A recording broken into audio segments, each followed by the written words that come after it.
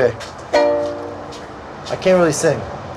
I have to sing goofy in order to sing. Like, I have to sing stupid. Okay? Okay.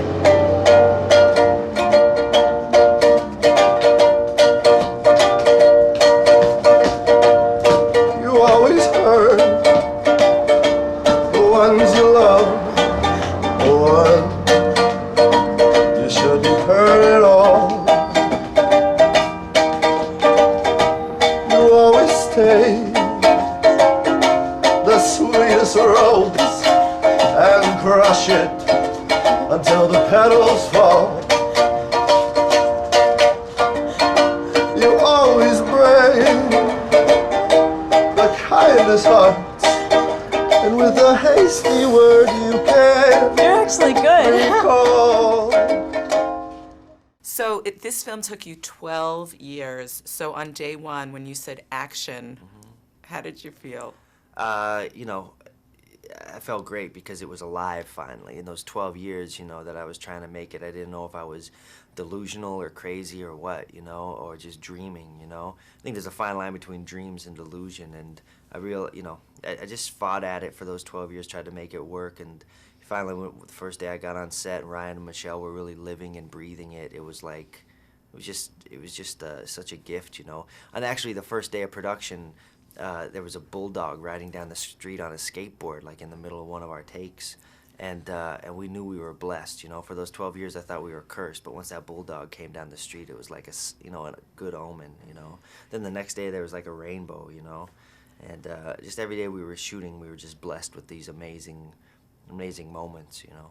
Well, you took method acting to a completely different level. So tell me what you did with Ryan and Michelle. Well, I met Michelle in 2003. I met her at a coffee shop right after she was done with Dawson's Creek, and she came, you know, bearing gifts for me. She had a book of poetry and a CD for me, and she was just so moved by the script. And I tried to get the movie made with her, but we couldn't get it made back then. And so I just kept in touch with her for over the years and just worked on it every few months. We would just talk about the movie. And then the same thing with Ryan. I met with him in 2005, and we couldn't make the film. Finally, everything came together last year, and we were able to shoot it, and I feel like they had so much time to really work on their characters individually that once the camera started rolling, it was like real magic between them, you know what I mean? They were like showing each other everything that they had done. And I remember the first scene where Ryan shows up to her house in the movie with flowers, and I just put the camera in the back of the room and just kind of watched, and it was just so tangible, their connection, you know. And I just was relieved that I didn't have to resort to cinematic manipulations to make these two fall in love. And in fact, I felt like I was making a documentary of two people falling in love, you know. And then for the second part of the film, after they had been married for 6 years, you know, I wanted to wait 6 years to shoot that, but the financiers told me I could have a weekend. So I made a compromise and said, okay, we'll have a month. And in that month, we basically lived in a house, Ryan and Michelle and I, and their Faith Wadlica, who plays their daughter, Frankie.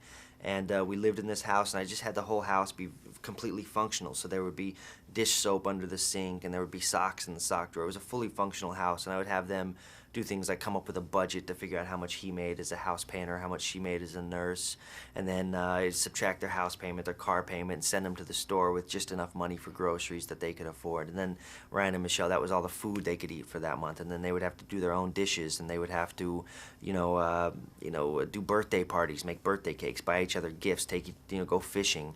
Then I'd have full days where they'd do nothing but fight in the house. I'd lock them in the house and make them fight with each other all day, and then at the end of the day, A real marriage. yeah, send them to like bumper boats, take their daughter to bumper boats, you know, so they could have this intense negativity and then go out in the real world and put on this facade. And by the time we started shooting, there was a shared experience and a real history there. And That's why it looks so real. yes. Where was this house exactly? It was in Carbondale, Pennsylvania. Oh, yeah. So were they recognized in the community?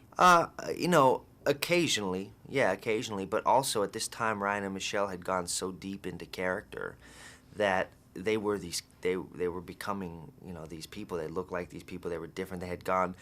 Michelle had decided in this hiatus that she wanted to gain weight, and so did Ryan. So I just said, okay, it's a competition. Whoever can gain the most weight wins. And Michelle ended up winning. So they really didn't look themselves. They had become these people, and it's just such a gift for a filmmaker and a writer like myself to have these actors that believe as much in the film and the story and the characters as I did, and to write a character as a sketch, and then all of a sudden to have these characters start living and breathing in front of you is just, you know, that's just a gift. It's just magic, you know. Well, I think it's got awards all over it. I really do. It's some film. Thank you very much. And hopefully your next project won't take 12 years. I hope not. I have a film called The Place Beyond the Pines, which is all about fathers and sons. It's kind of a sins of the father story. I'm interested in family dramas, you know, because I feel like in a family you really get to know who a person is. You get to know the contrast of a person, the light and the dark inside of a person. And you know, Ryan's gonna do that, and this one's got motorcycles and guns in it, though. You know, Thank you. Yeah. Pleasure. Yeah, thank you. Slow dance to this part. And if I broke your heart last night, it's because